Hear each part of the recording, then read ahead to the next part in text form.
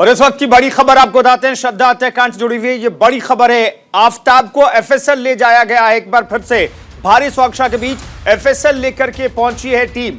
Polygraph test के लिए FSL लाया गया है आफताब को। एक बार फिर से आज भी आफताब का पॉलीग्राफ टेस्ट कराने के लिए उसे एफएसएल ले जाया गया है। इस वक्त की बड़ी खबर आपको बता रहे हैं, आज सुरक्षा बेहद चाक चौबंद है। कल रात एफएसएल से जब पुलिस की टीम आफताब को लेकर निकली थी तो आफताब पर कथित तौर पर हमला हुआ था।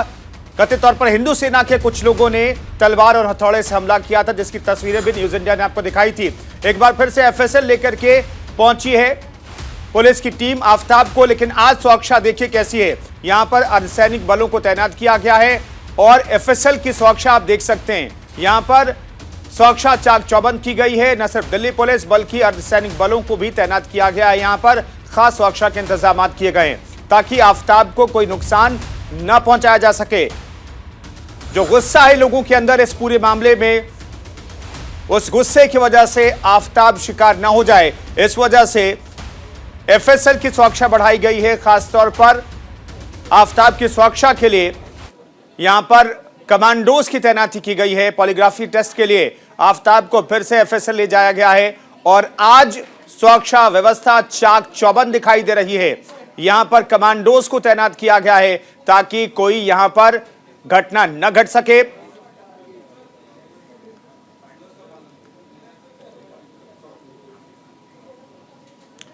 इधर आईएफएफआई जूरी के कश्मीर फाइल्स फिल्म को लेकर दिए गए बयान पर संजय राउत ने समर्थन दिया है। संजय राउत ने कहा कि जब से कश्मीर फाइल्स फिल्म आई है उसके बाद कश्मीरी पंडितों की मौत का आंकड़ा जो है वो बढ़ गया है। कश्मीर फाइल्स के बारे में ये सच है। अगर कोई वीडियो ने कहा होगा, मैं तो अभी इतना ही देखता हूँ कि जिस तरह से प्रोपेगेंडा हुआ था एक पार्टी का और एक पार्टी के खिलाफ, उसके लिए फिल्म बनाई थी और एक पूरी पार्टी पूरी सरकार जहाँ जहाँ बीजेपी की सरकार है वो उस प्रचार में लगा थी। लेकिन ये सिनेमा आने के बाद कश्मीर में सबसे ज़्यादा किलिंग्स हुई है पंडितों की। आपने देखा होगा, पंडितों को मारा गया, सुरक्षा कर्मियों को मारा गया। तब ये कश्मीर फाइल वाले कहाँ थे? ये आक्रोश तो कश्मीरी पंडितों के अनाथ बच्चे भी कर रहे थे। अब कहाँ गए कश्मीरी फाइल वाले? अब हमारी वेदना दिखाइए। तब ना कोई सामने आया, ना कश्मीर फाइल 2 का कोई नियोजन किया। अब बनाइए कश्मीर फाइल 2 पे। वहीं उत्तर प्रदेश के मैनपुरी लोकसभा सीट पर उपचुनाव के बीच प्रगतिशील समाजवादी पार्टी के नेता शिवपाल यादव को बड़ा झटका लगा है। पीएसपी चीफ शिवपाल को सपा अध्यक्ष अखिलेश यादव को समर्थन देने के बाद योगी सरकार ने उनकी सुरक्षा घटा दी है। शिवपाल को अब वाई कैटेगरी की सुरक्षा दी जाएगी, जबकि इससे पहले उन्हें जेड कैटेगरी की सुरक्षा दी जा रही थी। योगी सरकार के इस फैसले पर अब शिवपाल ने नाराजगी जाहिर की है। उन्होंने एक बयान में कहा, बीजेपी से यही उम्मीद थी, अब हमारी सुरक्षा हमारे कार्यकर्ता और जनता करेगी। शिवपाल ने दावा किया है कि अब डिंपल यादव की जीत होगी और बीजेपी प्रत्याशी की हार निश्चित है।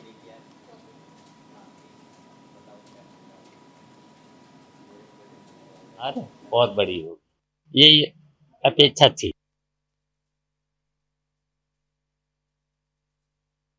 यही अपेक्षा थी, भारतीय जनता पार्टी से यही अपेक्षा थी।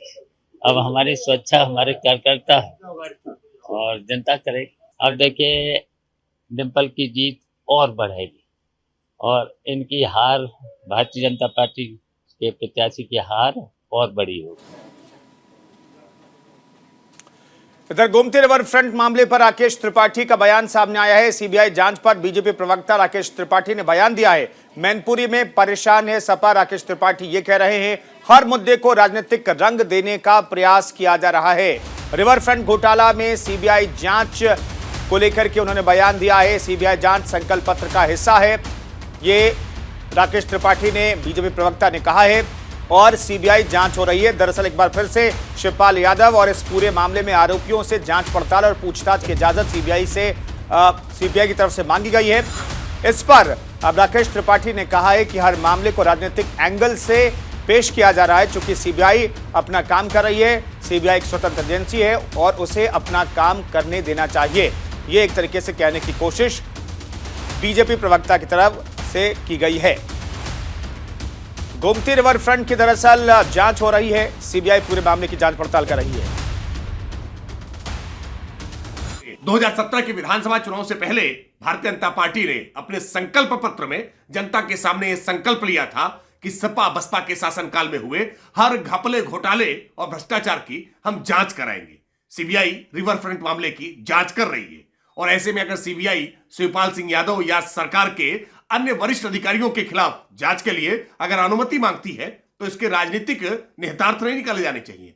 समाजवादी पार्टी आज जब मैनपुरी में पूरी तरह से परेशान है तो जानबूझ करके ऐसे तमाम मुद्दों को राजनीतिक रंग देने का प्रयास कर रही है। क्या चुनावों को लेकर के जांच एजेंसियां अपना काम करना बंद कर दें?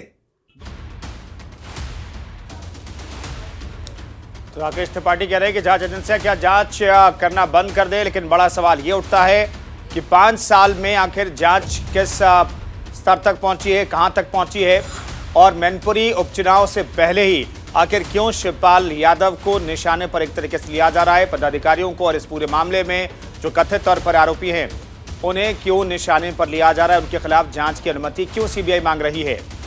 तो जो टाइमिंग है, सियासत में कहते हैं टाइमिंग बहुत महत्वपूर्ण चीज है और इसी टाइमिंग को लेकर समाजवादी पार्टी भी सवाल खड़े करेगी और इसी सवाल खड़े करने पर राकेश त्रिपाठी निशाना साध रहे हैं। वो कह रहे हैं कि जो भी घपले घोटाले हुए हैं उसके खिलाफ सीबीआई अपना काम कर रही है, जांच एजेंसी को अपना काम करने दीजिए। क्या जांच एजेंसी अपना काम करना बंद कर दे, ये सवाल वो पूछ रहे हैं। लेकिन टाइमिंग जो है सियासत में बेहद महत्वपूर्ण है।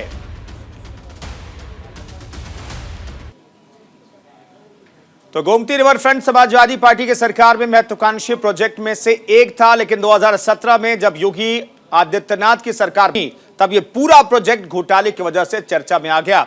एक बार फिर इस घोटाले की जांच आगे बढ़ाने के लिए सीबीआई ने अनुमति मांगी है, जिसे लेकर राजनीति का दौर शुरू हो गया है। इस पूरे घोटाले के बारे में हमारे सहयोगी शेखर त्रिवेदी की ये खास रिपोर्ट देखिए। गोमती रिवर फ्रंट घोटाला एक बार फिर चर्चा में है। हम गोमती रिवर फ्रंट पर ही मौजूद हैं।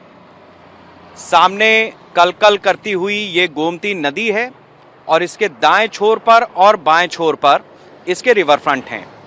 कई किलोमीटर में ये नदी का मुहाना समाजवादी पार्टी के दौर में तैयार हुआ।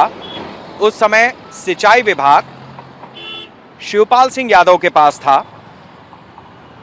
1438 करोड़ रुपए का ये घोटाला है, जिसमें 1031 करोड़ रुपए के 12 काम हैं और 407 करोड़ रुपए के अन्य काम हैं, जिसको लेकर के ईडी और सीबीआई ने अलग अलग मामले दर्ज किए हैं और इस पूरे मामले की जांच लगातार चल रही है। इस रिवरफ्रंट घोटाले में बजट तो बढ़ाया ही गया, साथ साथ पर्यावरण की एनओसी भी नहीं ली गई। इसमें रूप सिंह यादव और एक जूनियर क्लर्क की गिरफ्तारी भी हुई। कुल मिलाकर के 2021 जब 2022 का विधानसभा चुनाव था, एक बार फिर इस मामले ने तूल पकड़ा और अब जब मैनपुरी लोकसभा उपचुनाव है तो फिर रिवरफ्रंट घोटाला बोतल से बाहर आया है और एक बार फिर सीबीआई अपनी जांच को गति देना चाहती है। इसे लेकर सियासी बयानबाजी का दौर तो जारी ही है, साथ साथ ये भी देखने वाला बात दिलचस्प है कि जिस तरीके से पिछले 6 सालों में गोमती का बहुत सारा पानी बह गया, उसी तरीके से इस पूरे मामले की जांच अब तक किसी भी सिरे पर लगी नहीं है। किसी ने सही कहा है कि नदियों के दो किनारे कभी आपस में नहीं मिलते। ठीक उसी तरह राजनीतिक जांच भी इस तरह से होती है कि एजेंसी कोई भी हो, उसकी जांच भगवान ही जानता है कि कब पूरी होगी। हरिराम के साथ शेखर त्रिवेदी, न्यूज़ इंडिया, लखनऊ।